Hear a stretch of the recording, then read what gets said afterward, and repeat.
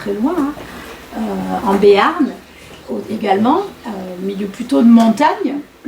Et donc, voilà, je suis ravie de pouvoir revenir, parce que j'ai pas travaillé, j'ai travaillé plutôt sur les jeunes des quartiers prioritaires politiques de la ville en Seine-Saint-Denis, donc c'est pas trop le même environnement. Et je suis revenue depuis quelques années sur les jeunes ruraux, donc on revient toujours aux sources par le biais d'enquêtes. Alors moi je suis enseignante-chercheur en sociologie. Alors ce que je vous propose, surtout très important, c'est si je dis quelque chose qui n'est pas clair, voilà, que vous ne maîtrisez pas, n'hésitez pas à me couper. Je préfère que ce soit vivant et interactif plutôt que vous restiez sans tout suivre. Est-ce que vous savez ce que c'est un enseignant-chercheur ou une enseignante-chercheur? Personne? Non. Non? Alors moi je travaille à l'université et j'ai la chance, parce que vraiment c'est une chance, de pouvoir à la fois enseigner auprès des étudiants, mais aussi à côté de faire de la recherche. Et de la recherche en sociologie. Est-ce que vous connaissez la sociologie? Pas trop? Donc la sociologie, c'est une science sociale, donc c'est la science en fait qui va étudier les individus, les êtres humains, dans leur groupe. Donc ça peut être des choses très très diversifiées. On peut travailler en sociologie sur l'école, moi j'ai fait pendant des années, sur les jeunes, ce que je fais aussi, on peut travailler sur le corps, on peut travailler sur le rapport au numérique, j'ai des collègues qui travaillent là-dessus, sur l'environnement, sur tout un tas de questions, en fait, à partir du moment où on est face à des êtres humains qui vivent en groupe. Donc c'est vraiment une science à part entière. On part de questions de recherche que l'on se pose, on pose des hypothèses que l'on va tester sur le terrain, et ensuite on analyse tout ça et on produit des articles scientifiques où on vient présenter les résultats auprès du public de façon diversifiée. Donc moi je suis enseignant-chercheur à l'université de Pau, auprès de licence et de master en sociologie, quelques doctorants. Et en licence de sociologie, on accueille des publics très diversifiés. C'est une licence assez généraliste. Donc, on va dire rapidement, un tiers de nos étudiants vont devenir professeurs des écoles ou CPE. Un autre gros tiers vont plutôt aller vers le travail social. Et ensuite, le tiers restant, c'est assez diversifié, avec travail en ressources humaines. Ces dernières années, la mode, c'est la criminologie. Je ne sais pas si les étudiants veulent tous devenir criminologues, mais en tout cas, moi j'en ai retrouvé sur le terrain, notamment chez les CIP, conseillers d'insertion probation, pour ceux qui sortent de prison, qui sont en milieu fermé ou milieu ouvert. Et certains se destinent, comme moi, à la recherche, et deviennent aussi enseignants-chercheurs, ou chercheurs, parce qu'on le sait moins, il y a beaucoup de sociologues qui sont embauchés dans tout un tas d'entreprises. Orange, par exemple, un laboratoire de recherche qui embauche des sociologues. Toutes les grosses boîtes ont des labos comme ça. Donc voilà ce qu'est rapidement la sociologie et ce que je suis, donc enseignante-chercheur. Donc pour ce qui est de mon parcours, j'en ai parlé rapidement. Alors moi j'aime bien en dire quand même deux mots, parce qu'on s'imagine, comme elle est enseignante-chercheur à l'université, enfin de moins en moins, mais bon, les gens quand même idéalisent un peu ce métier, ils disent waouh, elle doit être super intelligente, ou elle a dû super bien travailler à l'école. Alors je suis désolée les enseignants, mais je suis parfaitement honnête, moi j'ai eu mon bac avec 10,03 de moyenne. Quand j'ai eu mon bac, s'il y avait eu Parcoursup, je n'aurais jamais été face à vous aujourd'hui. Parce que je ne pense pas que j'aurais obtenu ce que je souhaitais. J'étais une élève moyenne, un peu rebelle, pas très travailleuse, mais j'ai découvert la sociologie. Donc une journée porte ouverte à l'université, et je suis tombée littéralement amoureuse de la sociologie. Cet amour n'a pas faibli. Je suis toujours autant amoureuse de la sociologie après des années. Donc c'est vraiment en découvrant cette filière que je me suis accrochée, et que j'ai donc fait une licence, un master, puis un doctorat par la suite, et que j'ai pu devenir enseignant-chercheur. Et c'est vrai que quand on grandit en Vallée d'Aspe, on est un peu éloigné des centres urbains, de la diversité aussi des filières. Moi j'avais peu de connaissances des diverses filières. Donc ces événements-là, et je tiens d'ailleurs, maintenant que je suis passée de l'autre côté, à y participer, à faire vraiment vivre ces événements-là. Donc n'hésitez pas à aller voir. Et vous avez la possibilité d'essayer de découvrir différents métiers, différentes études qu'on peut être fait. Donc la sociologie, je l'ai dit, donc c'est rapidement l'étude des liens sociaux, donc des êtres humains dans leur environnement, j'en ai parlé. La démarche de recherche aussi, j'en ai dit deux mots. Donc on va venir maintenant un peu plus précisément sur le sujet qui nous intéresse aujourd'hui, c'est-à-dire la question des jeunes ruraux. Alors je vous ai fait un petit panel de ce que les sociologues ont écrit ces dernières années sur les jeunes ruraux. Ce qu'il faut savoir quand même, c'est que c'est un public qui a longtemps été impensé ou peu pensé par la sociologie, Donc on s'intéressait aux jeunes en général, aux jeunes des villes, aux jeunes des quartiers prioritaires politiques de la ville, moins aux jeunes ruraux. Donc c'est vrai que pendant des années, quelques collègues travaillaient dessus, mais c'était pas très... Enfin, on manquait vraiment de recherche sur ce sujet-là. Donc, un chercheur... Ah ouais, mais du coup, vous avez en décalé, vous n'avez pas tous les éléments. Donc, un chercheur qui a relancé un peu tout ça, toutes ces études-là, c'est Nicolas Renaï, qui a écrit Les gars du coin, donc vous ne voyez pas bien, enquête sur une jeunesse rurale. Lui, il a lancé un peu, et puis dans les années qui ont suivi, plusieurs auteurs ont travaillé là-dessus. Lui, ce qu'il trouve dommage, c'est que les jeunes ruraux sont souvent invisibilisés, c'est-à-dire qu'ils ne sont pas rendus visibles, notamment par la recherche et par les chercheurs eux-mêmes, qu'ils sont souvent perçus en négatif des jeunes urbains. Donc on voit chez les jeunes ruraux ce qu'ils n'ont pas par rapport aux jeunes urbains, mais on ne voit pas ce qu'ils ont aussi que les jeunes urbains n'ont pas. Ça a mis du temps quand même avant d'être étudié. Merci. Beaucoup de stéréotypes aussi. Vous savez ce que c'est les stéréotypes ? C'est les idées reçues toutes faites qu'on peut avoir. Donc beaucoup de stéréotypes sur des jeunes ruraux qui auraient moins d'ambition. Certaines enquêtes le valident, on va voir tout à l'heure, mais pas toutes. Et surtout, il faut les manier avec beaucoup de précautions. Un immobilisme, cette idée que les jeunes ruraux auraient tendance à rester sur le territoire coûte que coûte. Là aussi, quand on regarde un peu les enquêtes, c'est loin d'être le cas partout. Et souvent, ce qu'on voit, c'est ce que des chercheurs ont appelé le partir-revenir. Souvent, on part pour faire des études, puis on revient pour partir, en tout cas, sur le territoire d'origine. Et aussi des représentations sur les pesanteurs culturelles, avec la figure du plouc, ou du bof, là je reprends les termes aussi de certains chercheurs, qui collent quand même. Alors, les jeunes des quartiers prioritaires ont leur lot de stéréotypes, les jeunes urbains se passent un peu plus... mais c'est vrai qu'il y a quand même des stéréotypes assez forts sur les jeunes ruraux, qui là encore sont mis à mal dans les différentes enquêtes. Ce que montrent les enquêtes, puisqu'il y en a eu plusieurs aussi, ça a permis de mettre un peu en perspective tout ça, c'est que finalement il y a beaucoup de différences et beaucoup de diversité chez les jeunes ruraux, notamment en fonction du genre. Qu'on soit un homme, une femme, on peut s'identifie ni au féminin ni au masculin, on voit que ça marque très différemment les trajectoires ou les regards aussi que les jeunes peuvent avoir sur leur territoire. Je vais vous prendre quelques exemples après dans l'enquête qu'on a conduite, où ça ressort de façon assez nette. Il y a de grandes différences entre les filles et les garçons parmi les jeunes ruraux. Et des différences aussi entre les garçons et entre les filles, bien sûr. Le niveau de diplôme aussi change beaucoup les choses sur le regard, les représentations, les trajectoires qu'on peut avoir. Et le rapport à la mobilité. Si on a la possibilité de pouvoir partir, se déplacer librement, on ne va pas avoir là encore le même regard ou le même attachement au territoire que si on se sent en tout cas bloqué. Ensuite, alors un concept dont je me suis dit je le mets pas, je me suis dit bah si, allez, quand on est prof un jour, prof toujours. Un concept qui marche très très bien, qui a été étudié par plusieurs sociologues et que j'ai retrouvé moi sur le terrain, c'est ce qu'on appelle le capital d'autochtonie. Alors l'autochtonie, c'est le fait d'être originaire d'un lieu, donc on peut voir, on pense aux autochtones, au peuple premier, dans différentes échelles du territoire, mais autochtone, c'est aussi le fait d'être originaire du lieu.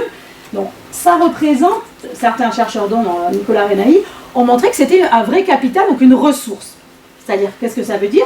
Que quand on appartient à un lieu, qu'on a un réseau de sociabilité, c'est-à-dire des connaissances sur le lieu, elles peuvent vous aider. Et ça peut être quelque chose de positif. Ce qu'on n'a pas quand on est isolé en milieu urbain, qu'on ne connaît pas nécessairement ni ses voisins ou qu'on a un réseau de sociabilité limité.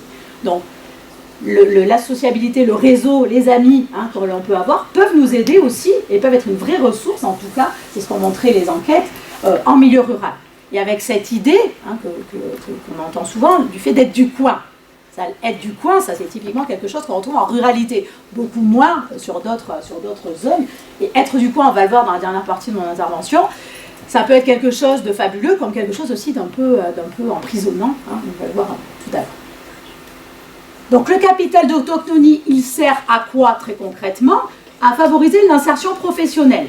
Donc ce qu'on peut voir, c'est que parfois quand on est loin des centres urbains, donc il y a moins d'emplois accessibles, ou qu'on n'a pas forcément le niveau de diplôme suffisant ou assez d'expérience, on peut, alors c'est ce qu'on appelle, mais de façon négative ou péjorative, être pistonné, mais c'est cette idée de pouvoir être accompagné finalement on peut vous donner une chance, on vous connaît, vous avez un cousin qui connaît quelqu'un qui tient une entreprise, qui cherche quelqu'un, on vous met en réseau et ça peut favoriser l'insertion professionnelle. Donc vraiment ce capital d'autochtonie, il peut permettre de trouver du travail, de s'insérer, d'avoir une certaine reconnaissance sociale aussi, hein, puisqu'on est connu et reconnu. Quand on est dans un lieu où on ne connaît pas bien ses voisins, comme je disais tout à l'heure, dans un quartier où on ne sait pas trop qui est qui, là, ce capital d'autochtonie, c'est aussi une façon d'être reconnu socialement. Ça, je l'ai dit. Mais attention, en sociologie, c'est jamais ni tout blanc ni tout noir, hein, quand il y a des points positifs, il y a aussi des points négatifs et vice-versa. Ce capital, il peut produire aussi de la différenciation, notamment pour celles et ceux qui ne viennent pas du coin. Alors ça, on l'a vu, je l'ai vu dans la plupart des enquêtes que j'ai pu faire sur les jeunes ruraux. Quand on n'est pas du coin, dans un premier temps, souvent, c'est pas facile. Hein, parce qu'il y a des réseaux qui sont déjà très forts, existants. Les gens se connaissent. Vous arrivez là, ils sont depuis tout petits ensemble à l'école, ou dans l'activité culturelle et sportive qu'ils peuvent faire, etc. Donc c'est des réseaux qui sont déjà très forts. C'est pas toujours facile de s'insérer. Donc ce capital d'autochtonie, il aide vraiment ceux du coin, mais il peut freiner aussi ceux qui viennent d'ailleurs. Et c'est notamment le cas pour les jeunes femmes. Donc là, il y a un travail de Yael Amselem-Mengui. Alors, en clin d'œil au livre dont je parlais tout à l'heure, Les gars du coin de Renaï, elle a décidé d'écrire Les filles du coin, pour mettre plutôt la focale sur les filles et pas que sur les garçons, parce que c'était quand même le travail de Renaï, vivre et grandir en milieu rural. Et elle explique que pour les jeunes femmes, ce capital d'autochtonie marche moins bien que pour les jeunes hommes. Donc elle dit aussi que c'est un peu une des limites sur les territoires, c'est que ce réseau de relations aide plutôt les jeunes hommes que les jeunes femmes. Alors, ce que montrent d'autres enquêtes également, c'est qu'on retrouve, il y a une surreprésentation, c'est-à-dire qu'il y a plus de jeunes ruraux dans les filières professionnelles et courtes. Alors, ce qui ne veut pas dire que les jeunes ruraux ne font que des filières professionnelles et courtes, mais qu'ils sont plus nombreux que sur le reste du territoire français à être dans ces filières-là.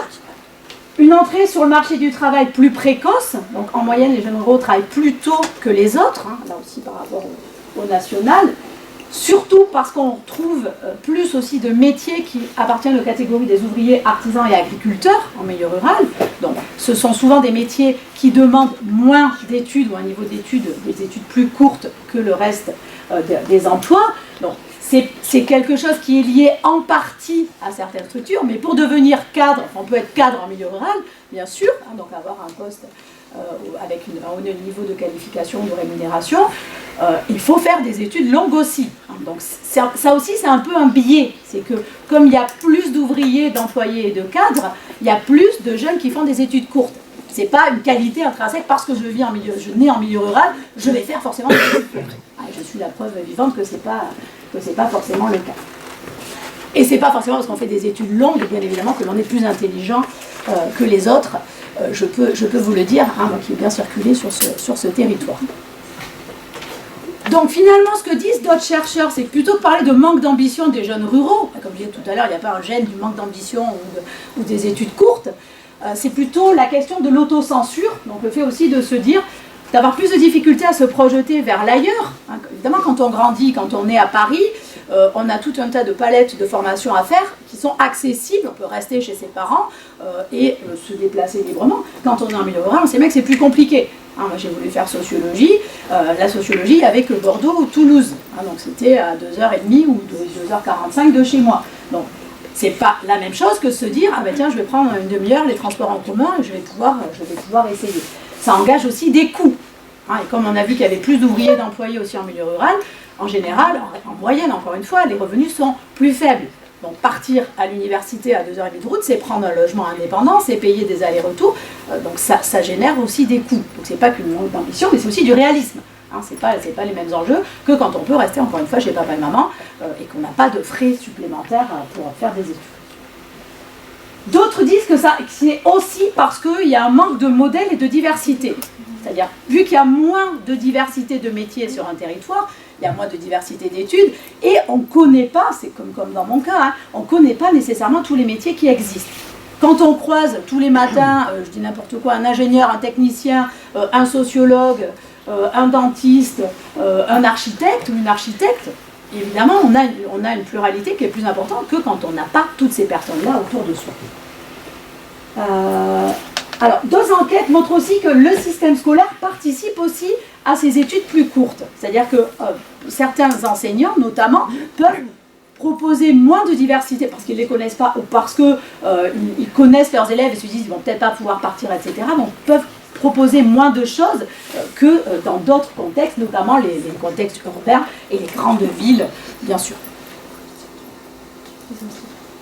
Donc le partir-revenir, je vous en parlais tout à l'heure, pendant longtemps on s'est dit, bon, les jeunes ruraux vont quitter le territoire pour faire des études et ne reviendront pas, hein, parce qu'ils ne vont pas forcément trouver d'emploi. Je veux devenir ingénieur, je pars faire des études, il n'y a pas beaucoup de postes d'ingénieur en Vallée d'Aspe, hein, quelques-uns mais pas beaucoup, donc je ne reviendrai pas. Or, qu'est-ce qu'on constate? D'une part que certains font le choix de revenir et peuvent vivre proche de la Vallée d'Aspe ou sur Pau et venir régulièrement ou habiter quand même en Vallée d'Aspe, ou alors revenir, et ça on l'a vu pas mal ces années, notamment après le Covid, c'est-à-dire peut-être reprendre un emploi, revenir sur le territoire et laisser peut-être le métier pour lequel ils ont été formés. Donc ce sont des personnes qui font le choix de repartir en milieu rural pour les conditions de vie, au détriment parfois de l'ambition professionnelle, mais parce qu'ils ont vécu sur Paris, etc., et que ça ne leur est pas convenu. Donc oui, il y avait un fort niveau de revenus, une reconnaissance sociale, mais peut-être une expérience sur le territoire qui n'était pas forcément positive. Donc ce partir-revenir, on le voit beaucoup. Et aujourd'hui, partir, ça ne veut pas dire partir définitivement, revenir, ça ne veut pas non plus dire revenir définitivement. C'est-à-dire revenir quelques années, puis décider d'aller vivre autre chose. Les mobilités sont beaucoup plus fortes. Mobilité dans l'emploi, aujourd'hui c'est quand même rare d'avoir un emploi pour toute la vie. Hein. On voit qu'il y a beaucoup de personnes qui changent d'emploi en cours de carrière. Et rare aussi de vivre au même endroit toute la vie. On a envie de découvrir tout un tas de choses, hein, qu'on soit jeune, urbain ou rural. Pour conclure, ce qui quand même, je trouve, a participé aussi aux représentations un peu des jeunes ruraux, c'est aussi les études sociologiques. C'est-à-dire que les études sociologiques se sont surtout intéressées aux jeunes qui étaient en difficulté. Donc difficulté économique, difficulté sociale en milieu rural. Donc si on s'intéresse qu'aux jeunes qui vont mal ou qui ont des difficultés à trouver du travail ou à réussir leurs études, ça va aussi participer de cette image un peu négative. Or, quand on y regarde un peu plus près, on se rend compte en fait qu'il y a, je dis gradient, donc beaucoup de difficultés, hein, il y a beaucoup de diversité dans les difficultés que peuvent rencontrer les jeunes ruraux, et surtout que l'insertion professionnelle peut parfois, les difficultés d'insertion professionnelle peuvent parfois être compensées par l'intégration sociale. C'est-à-dire on a du mal à trouver du travail, mais on a le sentiment de bien vivre, on a le sentiment d'être heureux, d'être accompagné, d'avoir un vrai réseau d'amis. Ce qui inversement ne marche pas non plus. C'est-à-dire c'est super d'avoir un super emploi très bien payé en centre-ville de Paris, mais si on n'a pas d'amis ou peu de temps aussi pour les voir, ça peut être un peu gênant. Donc les difficultés sont toutes relatives, bien sûr. C'est important d'avoir un métier, hein, d'avoir un minimum de revenus pour vivre, mais c'est plus compliqué aussi que ce qu'on peut imaginer. Et l'intégration sociale locale, ce que montrent les enquêtes, je disais tout à l'heure, c'est ce que je vous disais, hein, c'est qu'elle est plus difficile pour ce qu'on appelle les néo-ruraux, donc ceux qui ne sont pas originaires du territoire rural, qui viennent de l'extérieur, donc on voit que c'est en moyenne plus difficile.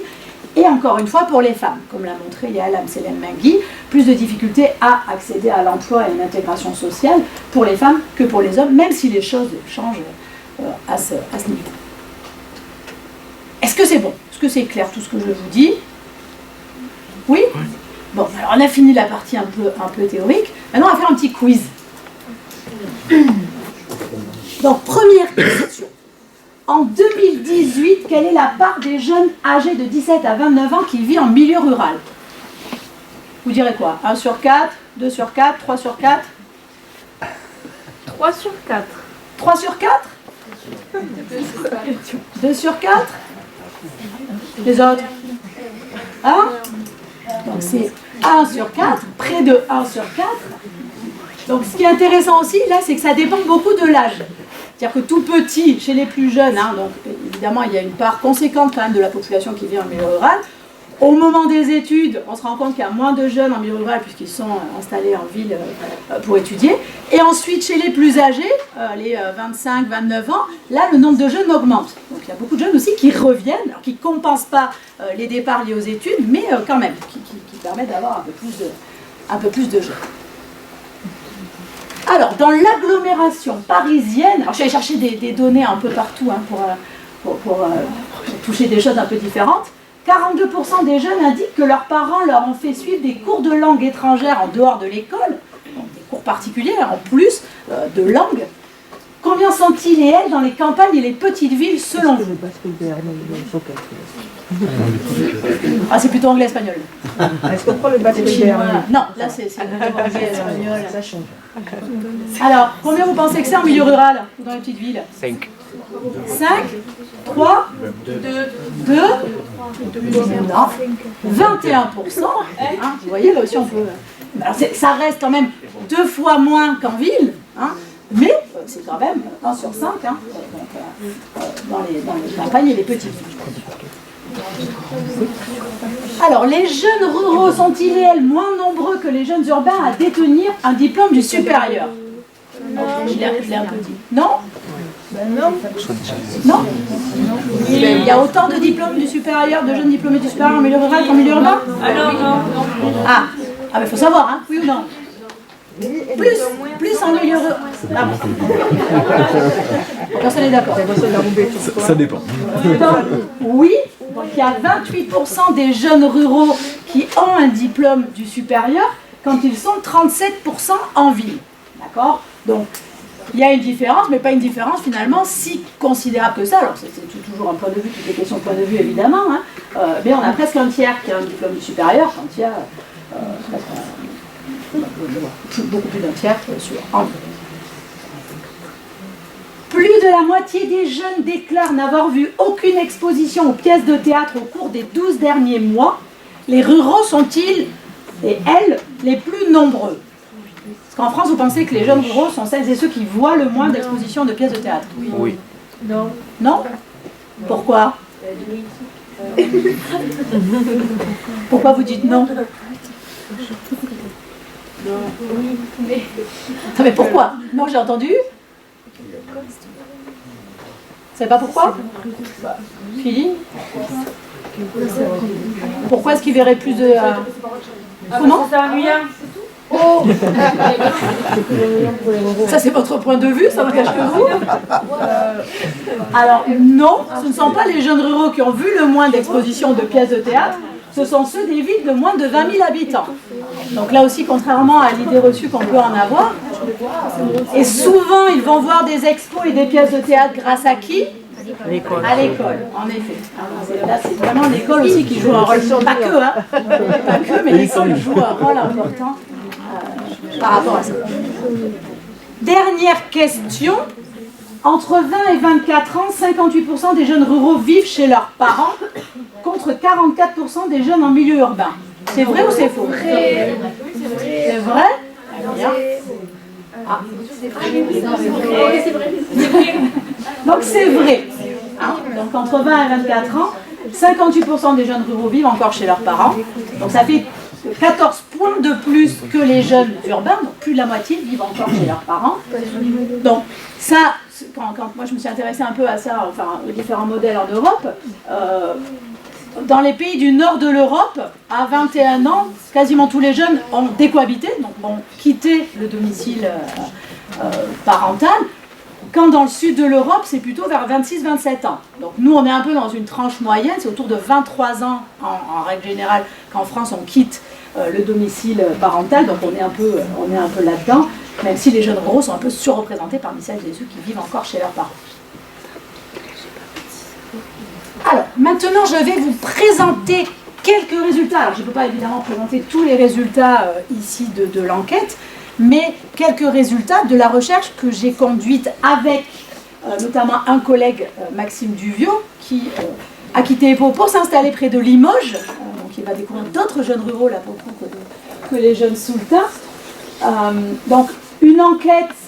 Donc on a été sollicité pour réaliser cette enquête auprès d'une association ASSIA, qui, je ne sais pas si vous connaissez, pas très loin. Vous connaissez? Oui. Donc une association de jeunes pour les jeunes en Soule. Donc on a suivi les actions de cette association et en même temps on a fait une grosse enquête auprès des jeunes du territoire, enfin une grosse enquête. Oui. Peut-être préciser ce qu'est la Soule. Ah, parce que du coup, moi je pensais que vous le saviez. Pour ça, j'avais préparé une carte, je me suis dit, je ne l'ai pas mise. D'accord. Donc, c'est une des provinces. Je pense que c'est comme ça qu'il dit. Alors, moi j'ai très très peur à chaque fois avec. Il y a des basques dans la salle. Plein. Alors, bon, expliquez ce qu'est la Soule. Allez-y, je vous laisse expliquer ce qu'est la Soule. Non, je parlais aux élèves, je disais les élèves basques. Expliquez-nous ce qu'est la Soule. C'est basque. Ah, Il y en a qui savent. Alors dites-nous. tu sais toi. C'est quoi En fait, Écoutez-le. le Pays Basque est divisé en 7 provinces et la Soule fait partie d'une des provinces du Pays Basque. Donc c'est une des provinces qui est vraiment enclavée, isolée par rapport à tout ce qui est côte basque ou d'autres coins. C'est un coin très vert, on le voit là, hein, et avec une culture et des traditions très très fortes. C'est vrai que c'est une province quand même qui est assez nette. Je vous ai mis quelques photos. En France, il n'y a que 3. On peut préciser que les deux communes les plus importantes de la Soule, c'est Montléon et Tardets. Voilà, pour simplifier. Il y a déjà beaucoup de différences entre les deux. Enfin, je ne vais pas en rentrer dans le détail. En même temps, je faisais une enquête en Nouvelle-Calédonie. Je fais 3 ans en Soule et 3 ans une enquête en Nouvelle-Calédonie. Et je disais en blaguant, mais c'est pas complètement faux, je ne sais pas lequel des deux était le plus exotique. Les deux terrains, on a vu des choses assez étonnantes sur les deux terrains. Donc, la méthodologie, comment est-ce qu'on a travaillé? Alors, je vais rentrer un peu dans le détail dans un premier temps. L'échantillon, qui sont les jeunes qu'on a interrogés? Parce que quand on fait une étude sur les jeunes, c'est pour ça que dans le titre j'ai mis 2 jeunes ruraux, parce que ce n'est pas des jeunes ruraux, on ne les a pas tous interrogés, donc on en choisit quelques-uns, on est obligé. Et les résultats, quelques résultats rapidement, en sachant que si ça vous intéresse, donc il y a un rapport qu'on va mettre en ligne très vite, quand j'aurai un peu de temps je le déposerai, et vous pourrez aller voir les résultats si ça vous intéresse.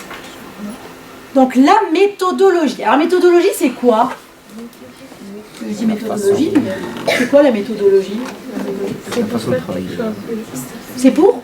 C'est un plan. C'est la façon de travailler. Oui, exactement. Donc c'est la façon dont on va s'organiser, organiser le travail et les différentes tâches. Quelle méthode on va utiliser, quels outils. Donc on a soumis un questionnaire à tous les jeunes du territoire. Donc là c'est un questionnaire en ligne. Des étudiants sont allés aussi sur le terrain pour faire passer à certains endroits le questionnaire à des jeunes, dans les établissements scolaires, dans des lieux fréquentés par les jeunes. Donc l'idée c'était d'avoir un maximum de réponses possibles. C'est souvent des questions dans lesquelles on ne peut pas trop développer, mais ça permet d'avoir une photographie quand même d'un terrain ou d'un coin qu'on n'a pas si on fait si on utilise d'autres outils. On a fait également une soixantaine d'entretiens semi-directifs. C'est quoi les entretiens semi-directifs? C'est des entretiens face à face. Donc, un chercheur face à un ou une jeune, et on pose des questions où là, le ou la jeune peut vraiment développer ses réponses. Donc ça n'a rien à voir avec le questionnaire où c'est un peu contraint et fermé. Là, on discute pendant 1h30, parfois 2 heures, alors parfois c'est 3/4 d'heure pour les plus... ceux qui sont moins à l'aise ou qui parlent le moins, ou qui vont droit au but.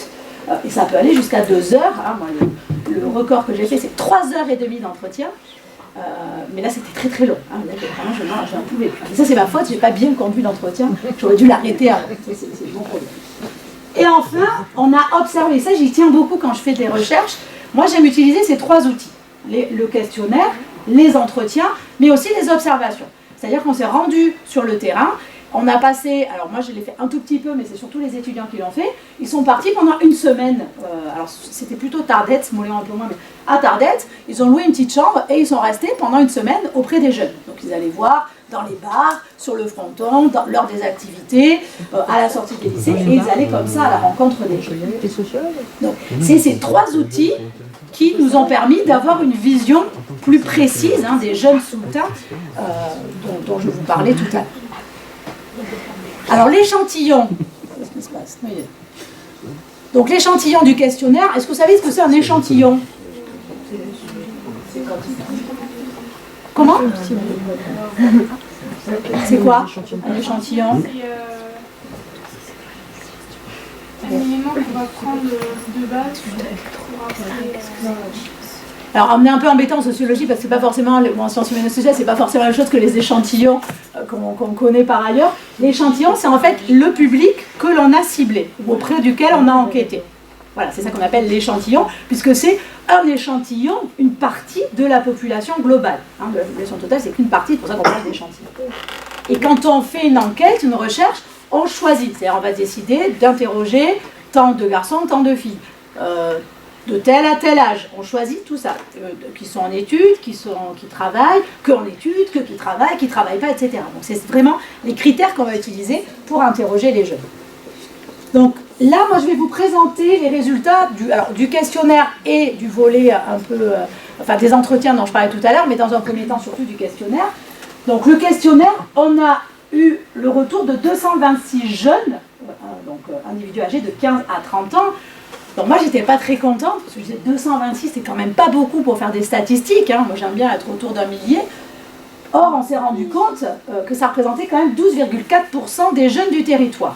Donc, ça peut paraître pas beaucoup, hein, mais généralement quand on fait une enquête on est autour de 10%, c'est-à-dire qu'on essaie d'avoir 10% d'une population totale, donc c'est pas mal. Et on a dû de toute façon s'en satisfaire, hein, mais ça représente quand même, ça se tient, en tout cas sur un plan scientifique, d'avoir 12,4% d'une population.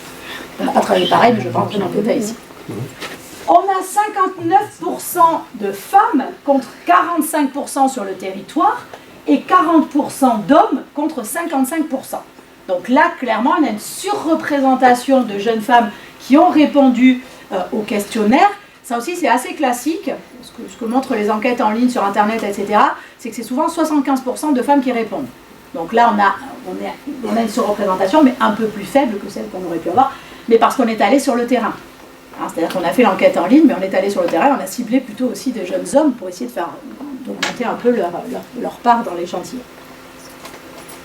Et on a un peu plus d'un quart des jeunes qui ont répondu au questionnaire qui sont actifs, donc qui travaillent, et près de 70% qui sont encore élèves et étudiants. Donc on voulait aussi une diversité, donc là on l'a eu, mais les résultats que je vais vous présenter sont plutôt, hein, donc du coup c'est des résultats d'élèves et d'étudiants que de personnes salariées. Donc le premier résultat sur lequel je voulais revenir, alors, toutes les photos sont des photos de Soule, hein, c'est pas moi qui les ai toutes prises, mais c'est des photos qui ont été faites en Soule. Donc premier résultat, alors, sans grande surprise, hein, je m'en doutais un petit peu avant de faire l'enquête, un fort attachement au territoire des jeunes. Donc on a vu quand même, très rapidement, on a compris qu'il y avait un vrai attachement au territoire en Soule. Donc par exemple, 95,6% des jeunes qui ont répondu au questionnaire sont fiers d'être souletains. C'est quand même énorme, hein, quand on compare. Je n'ai pas amené des chiffres comparatifs ici, je ne vais pas vous donner de chiffres, hein, mais c'est très très important par rapport à tout un tas d'autres territoires. Donc ça c'est un premier vrai résultat. 95,7% des répondants nés à Soule se déclarent attachés au Pays Basque. Donc là on voit qu'à la fois ils sont fiers d'être souletains, mais ils sont aussi attachés au territoire. Donc, avec cette idée, hein, de ne pas vouloir le quitter ou de vouloir peut-être y revenir, hein, dans les années qui suivent. Donc j'ai mis des répondants nés en Soule parce que pour celles et ceux qui ne sont pas nés en Soule, ça descend un petit peu, mais on est autour de 88% quand même. Hein, donc c'est plus fort si on est né sur le territoire, mais c'est très fort quand même, hein, même si on n'est pas né, on y reviendra. Alors pour savoir si les gens sont vraiment attachés, hein, nous on les a questionnés aussi sur est-ce qu'ils souhaiteraient quitter le territoire. Finalement, est-ce qu'ils se voient rester sur le territoire pour toujours ou pas? Donc là, ils sont peu nombreux à souhaiter quitter le territoire. Hein. Ce qui est intéressant, c'est je ne sais plus si je l'ai mis là, je vais dérouler, je vous dirai après. Donc ils sont peu nombreux à vouloir quitter donc, le territoire, mais on trouve une différence quand même relativement importante entre les réponses des jeunes femmes et des jeunes hommes. Puisque 30,8% de jeunes femmes de notre échantillon souhaitent quitter le territoire contre 21,6% d'hommes. Les jeunes femmes sont plus nombreuses à vouloir quitter le territoire. Donc ça rappelle un peu les travaux dont je vous parlais tout à l'heure, hein, avec une moindre insertion peut-être de certaines jeunes femmes. Et là où c'est encore plus marqué, c'est justement entre le fait d'être né ou pas sur le territoire, puisque 20,4% de jeunes nés en Soule souhaitent partir. Donc ça fait 1 sur 5. Alors partir, de formes diversifiées. C'est pas forcément partir définitivement, mais en tout cas, aller voir ailleurs ce qui se passe, voyager, aller faire des études dans une grande ville, pourquoi pas, voilà, sans qu'il y ait un départ définitif. Donc c'est 20,4% des jeunes qui sont nés en Soule, contre 39% de celles et ceux qui sont nés ailleurs. Donc là, on voit que l'écart, il est presque du simple double. Donc là, c'est un résultat qui est intéressant en soi, mais c'est-à-dire quand même qu'il y a qu'un jeune sur 5 qui serait prêt à quitter le territoire. Voilà, c'est aussi une information assez importante, puisque généralement, les jeunes se projettent plus vers l'ailleurs que ce qu'on a pu noter en soi. Alors, les atouts du territoire, d'après vous, c'est quoi? La montagne. Paysage, montagne. C'est pas oui, j'ai entendu? La culture. Effectivement, le facteur le plus important, donc ça c'est un nuage de mots, plus le mot est gros, plus il est ressorti dans le questionnaire, plus il est petit, moins il est ressorti. Donc c'est la culture qui, pour les jeunes qu'on a interrogés, est le plus important. Donc le facteur, l'atout majeur du territoire pour LE, c'est la culture. Mais vous avez raison, on retrouve vite derrière le paysage, la nature, le calme, la beauté, mais aussi ce qui est plutôt ce qui relève plutôt des relations sociales, la convivialité, la solidarité, l'ambiance, la fête. D'accord? Donc là, on voit trois grands avantages. La culture et la présence des traditions, la nature, l'environnement, qui est très importante aussi pour les jeunes, et en même temps, plutôt, tout ce qui relève des relations humaines et sociales. Et c'est vraiment ces trois facteurs qui sont les plus importants. Les limites du territoire, ce serait quoi selon vous? Celles qui connaissent les infrastructures, vous avez entendu là-bas?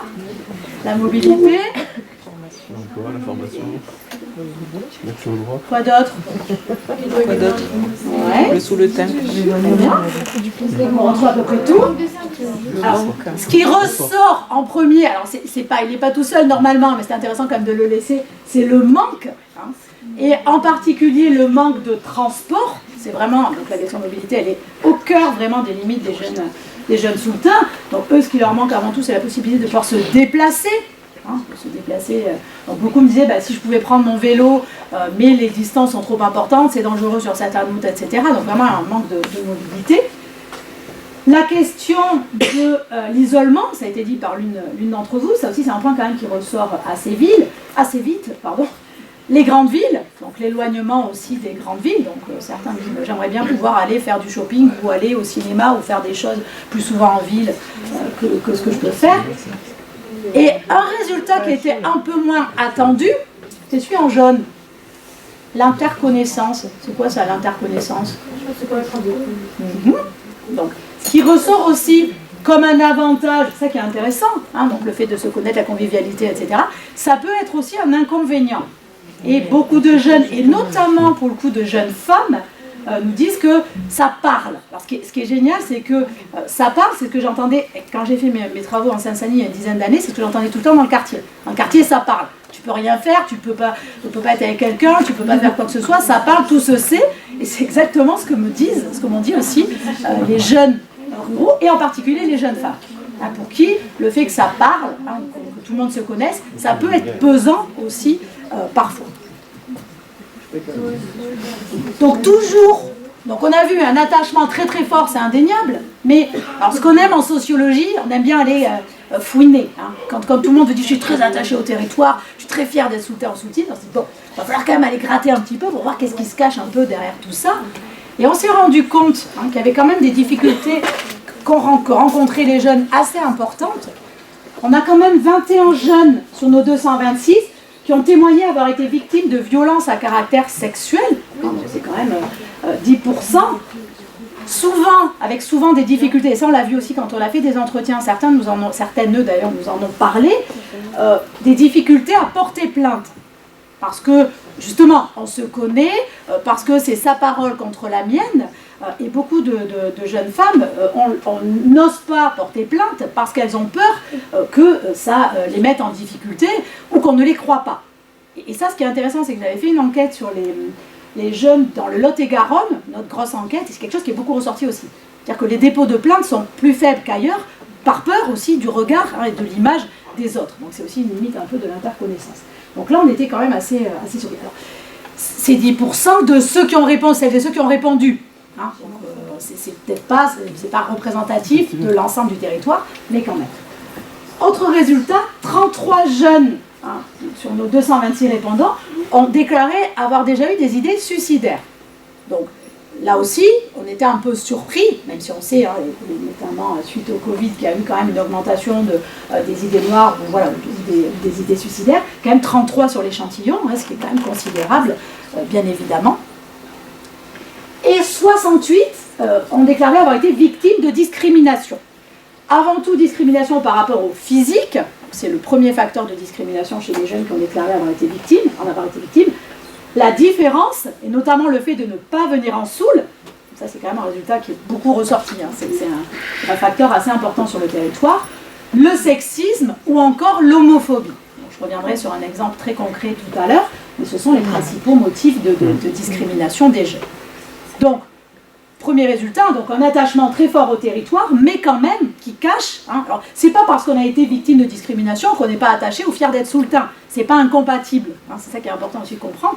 Mais que ça ne veut pas dire que la vie en Soule est parfaite et toute rose, et que c'est vraiment le parfait pour tout le monde. Donc, le deuxième résultat, c'est une jeunesse plurielle. Donc, on s'est rendu compte en fait qu'il y avait beaucoup de diversité sur ce territoire. Quelques résultats rapides, je ne peux pas rentrer trop dans le détail ici, mais la question des activités. Sans grande surprise, comme partout, maintenant je peux le dire, sur la planète, puisque c'était pareil en Nouvelle-Calédonie, l'activité principale des jeunes, ça reste passer du temps sur les réseaux sociaux. Alors des jeunes, on rigole, mais il faudrait voir regarder aussi un peu chez les moins jeunes, parce que je pense qu'il y a quand même pas mal de temps aussi. Globalement, on a un temps d'écran qui augmente dans toute la population. Surfer seul sur Internet, donc là aussi ils pouvaient choisir plusieurs, je ne l'ai pas dit, mais on peut choisir plusieurs items, écouter de la musique, être avec des amis, donc être physiquement avec des amis, regarder des séries télé, et ensuite un résultat un peu plus surprenant, évidemment, mais qui est lié aussi au territoire, c'est la pratique des activités. Il y a quand même un quart des jeunes qui déclarent régulièrement pratiquer des activités basques, alors basques qui étaient identifiées comme basques, la pelote, la danse, les chants basques ou les mascarades, qui sont les fêtes, des spectacles autour de la culture basque. Donc ça, c'était assez intéressant. Et dans une moindre mesure, je ne l'ai pas fait apparaître là parce que c'est un peu moins, dans la régularité, c'est un peu moins présent, beaucoup de jeunes pratiquent la chasse, la pêche. Alors la chasse, c'est un peu clivant. Et là, notamment, c'est là qu'on perd beaucoup de jeunes femmes qui refusent de chasser. Mais la pêche, la cueillette de champignons en famille, c'est quelque chose qui est très pratiqué par nos jeunes. Le jardinage, je ne sais pas si c'est votre cas, mais aller aider papa ou maman au jardin, c'est aussi des activités qu'on retrouve chez ces jeunes, dans une moindre proportion, mais quand même, qui n'est pas forcément dans d'autres environnements. Alors là encore, quand même un gros point de différence, puisque 15,2% des jeunes nés en Soule ne pratiquent jamais les activités basques, donc ça c'est quand même pas beaucoup, contre 38,5% des autres. Donc, celles et ceux qui ne sont pas nés sur le territoire pratiquent beaucoup moins les activités basques que les autres. L'intégration ne se fait pas totalement, en tout cas, à travers ces activités. Donc sur les expériences et les modes de vie aussi sur le territoire, on a 3,8% de nos enquêtés qui ont déclaré consommer des drogues dites dures, 12% consomment du cannabis et 77,4% de l'alcool. Je n'ai pas le temps de rentrer dans le détail ici, mais l'alcool c'est quand même quelque chose qui est assez présent sur le territoire, la dimension festive, pas que en Soule évidemment, mais dans la dimension familiale, peut-être plus qu'ailleurs, plus qu'en ville, mais aussi dans la sociabilité, ça douce, ça rigole, dans les activités avec les amis. Donc c'est quelque chose qui est quand même assez prégnant et qui n'est pas forcément problématique. Pour certains, ça reste festif lié à quelques événements, pour d'autres, ça peut s'inscrire aussi dans des pratiques plus régulières et quotidiennes. Alors 94,1% des jeunes de notre échantillon se sentent en sécurité en Soule, donc ça c'est quand même un chiffre qui est assez important. Mais ce taux baisse à 88,1% pour les moins de 16 ans. Donc ça, c'est un résultat qu'on trouve assez intéressant. Quand on est à 100% pour les 26 ans et plus. Donc, ce qui veut dire que finalement, les plus jeunes de notre échantillon sont moins nombreux à se sentir en sécurité sur le territoire, que les autres. Donc c'est pour ça que c'est toujours important en sociologie d'aller voir un peu dans le détail. Les jeunes femmes se sentent beaucoup moins en sécurité sur le territoire que les jeunes hommes, notamment. Ceux qui viennent de l'extérieur se sentent beaucoup moins en sécurité sur le territoire que ceux qui sont nés sur le territoire. Donc même si ça paraît fort, quand on regarde un peu dans le détail, il peut y avoir des différences. Alors dernier petit résultat qui revient un peu par rapport aux idées suicidaires dont je parlais tout à l'heure, 56,2% de nos enquêtés ont déjà ressenti de l'angoisse, de l'anxiété ou de la déprime, et près de 17% les ressentent de façon régulière. Donc on a aussi des jeunes qui ne vont pas forcément très bien, du côté de la santé mentale. Là, un écart très important aussi entre les hommes et les femmes, puisque jeunes hommes et jeunes femmes, 60% des jeunes hommes ont déclaré ne jamais être ni angoissés, ni anxieux, ni déprimés, quand on n'a qu'un tiers des jeunes femmes à le dire. Donc, ça, sociologiquement, c'est des choses qu'on connaît déjà, ce qui ne veut pas dire que les hommes seraient plus forts, plus costauds, ou plus protégés aussi de ces difficultés, mais souvent qu'ils ont plus de difficultés à le dire. Donc mes collègues parlent de censure émotionnelle, quand on est un jeune homme, parce qu'on a été éduqué comme ça, c'est aussi une histoire de testostérone, en tout cas pas que, on ne va pas s'autoriser à dire certaines choses, ou parfois même à ressentir certaines choses. Donc là on le voit bien dans cet exemple ici quand même, que l'anxiété et l'angoisse et les déprime touchent plus facilement les jeunes. Alors on les a interrogés aussi sur différentes représentations, et notamment sur la question de l'immigration. Puisque pour essayer de questionner les jeunes sur différentes thématiques, je parlais d'environnement tout à l'heure, en tout cas ça c'est un résultat qui me semblait intéressant. Donc 67,7% des jeunes sous le teinte pensent que l'immigration est une source d'enrichissement, ce qui est beaucoup comme on veut, contre 75% des jeunes français. Donc les jeunes sous le teint sont un peu moins nombreux à penser que l'immigration peut être une richesse que le reste de la population. Mais, donc là on pourrait dire, les jeunes ruraux sont plus racistes ou moins tolérants que les autres. Mais là aussi on voit des différences quand on regarde un peu dans le détail, puisque 76,5% des jeunes femmes partagent cet avis, ce qui les met dans la moyenne nationale, donc aucune différence entre les jeunes femmes sous le teint et l'ensemble des jeunes françaises sur cette question de l'immigration qui serait une source d'enrichissement. Par contre, chez les jeunes hommes, on a 20 points d'écart. Ils ne sont plus que 54,1% à le déclarer, ce qui fait 20 points de différence avec les jeunes hommes au niveau national. Donc là, sur cette question-là, et on retrouve, j'ai pas fait de diapo ici, la même chose autour de la nécessité de protéger l'environnement. On est avec des jeunes sous le teint qui ont une position assez proche du niveau national, mais les jeunes femmes sont plus nombreuses à déclarer qu'il est urgent de protéger l'environnement que les jeunes hommes. Elles sont plus préoccupées par ces questions-là que par les jeunes hommes. Donc là aussi, d'où l'importance d'aller regarder un petit peu dans le détail. Ce qu'on voit aussi souvent, c'est que plus les jeunes sont diplômés, donc s'ils ont un diplôme, ils sont plus tolérants face à l'immigration que s'ils n'en ont pas. En tout cas, dans notre échantillon, et ce qu'on retrouve au niveau national. Donc le fait d'avoir un diplôme va vous encourager à plutôt répondre oui à cette question. Dernière partie, je vais essayer d'accélérer un peu pour tenir le temps. Donc l'important, c'est le poids du coin. Je vous parlais du coin tout à l'heure, le fait d'être du coin ou de ne pas être du coin, c'est quand même un gros résultat. Donc là aussi, ce qu'on a vu, c'est différentes catégories, différents profils. Tout le monde ne se positionne pas de la même façon sur le fait d'être du coin ou de ne pas être du coin, et qu'est-ce que ce coin représente pour il ou elle. Alors on a vu une première posture qui est celle de tenir le coin. C'est ce qu'on a appelé tenir le coin.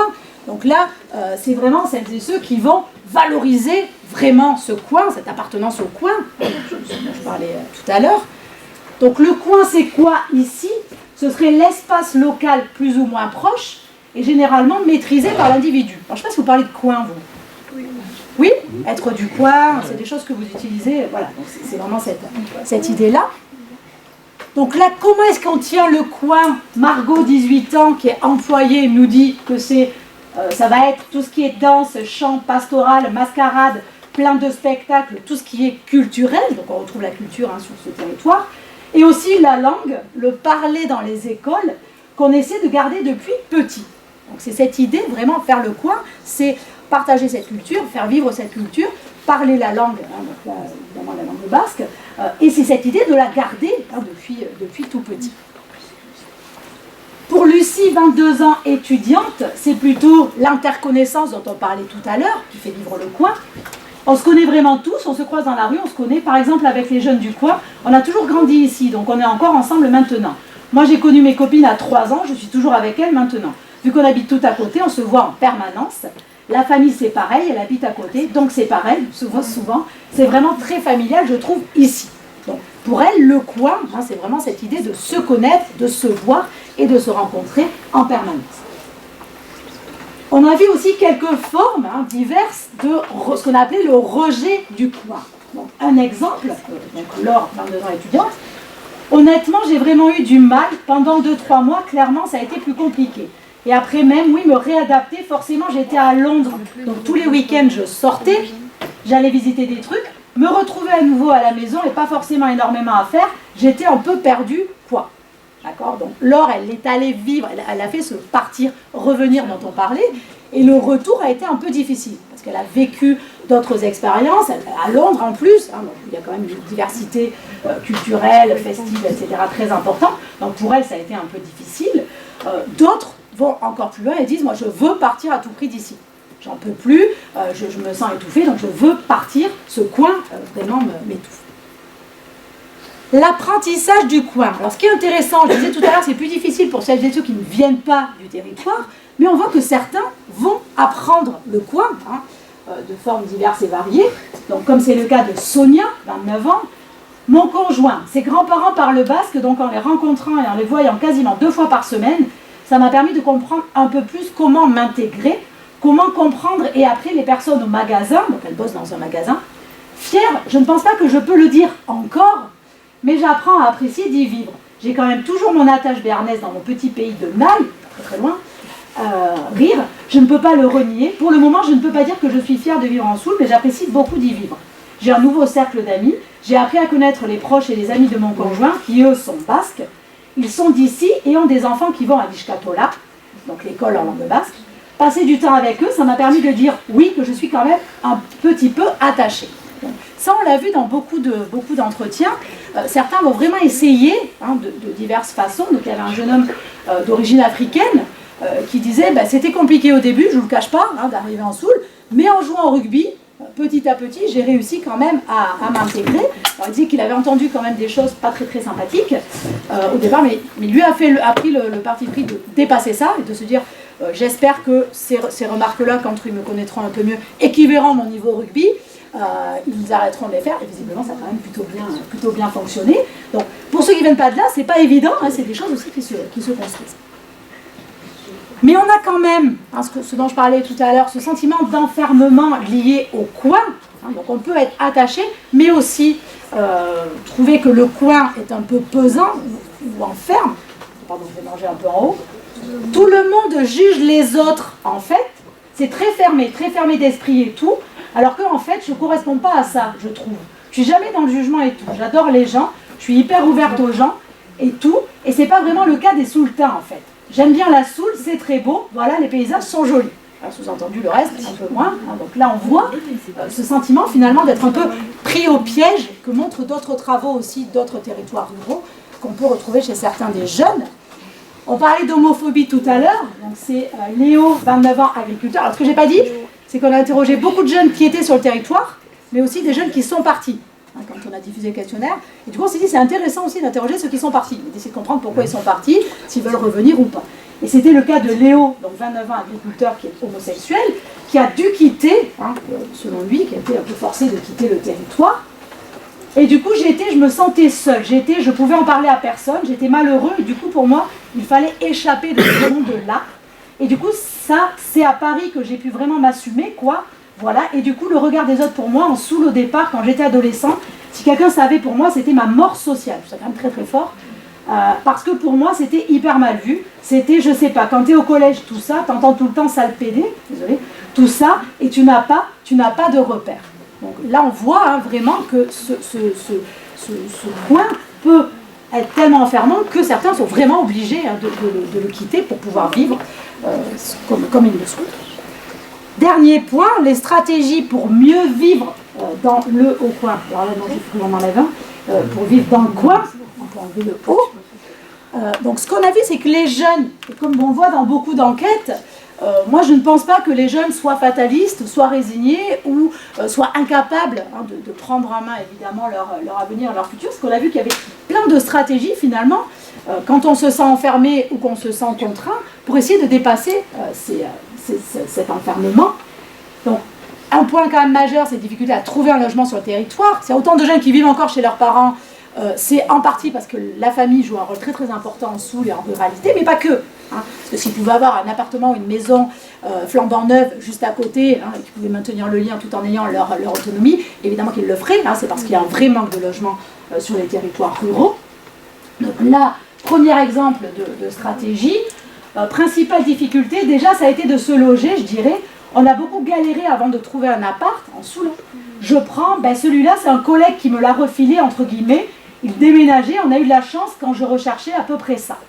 Donc là j'ai mis 3 points d'interrogation, parce que ça comment est-ce qu'on peut l'expliquer, comment on appellerait ça en sociologie? Comment je vous ai dit qu'on pouvait qualifier ça tout à l'heure? Est-ce que vous avez retenu le terme?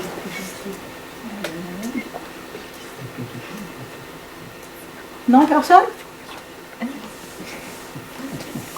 Comment j'ai appelé ça tout à l'heure? Le fait de pouvoir s'appuyer sur un réseau, sur des gens pour pouvoir accéder à certaines choses. Oui. Très bien, le capital d'autochtonie. Très bien. Donc là, c'est typiquement un exemple de capital d'autochtonie. Si je n'ai pas de relation sur le territoire, je n'ai pas forcément accès à certaines informations et je ne peux pas accéder à un logement ou à un emploi. Donc là, on est vraiment dans la logique du capital d'autochtonie, des formes de solidarité aussi entre jeunes. Les difficultés face aux mobilités, donc là aussi on voit différentes façons de s'organiser. Oui, vu qu'on a des trajets plus longs, on s'arrange au mieux pour en faire le moins. Ben ouais, quand même, essayer d'être un peu plus raisonné.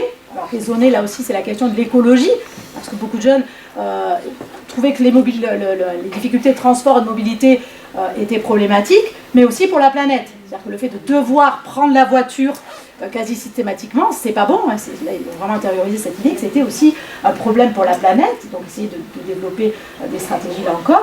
Nous d'office, quand ma famille m'amène, on fait du covoit, et ça, je pense que ça dépanne bien les gens, c'est un peu plus automatique. Donc les jeunes expliquent que ce sont des réflexes qui se développent quand même un peu ces dernières années et qui permettent aussi de pouvoir ne pas embêter tous les parents quand il y a une fête ou un moment ou un événement, essayer de mutualiser un petit peu pour éviter que ça coûte trop cher ou que ça prenne trop de temps aux parents ou que ça pèse sur la planète.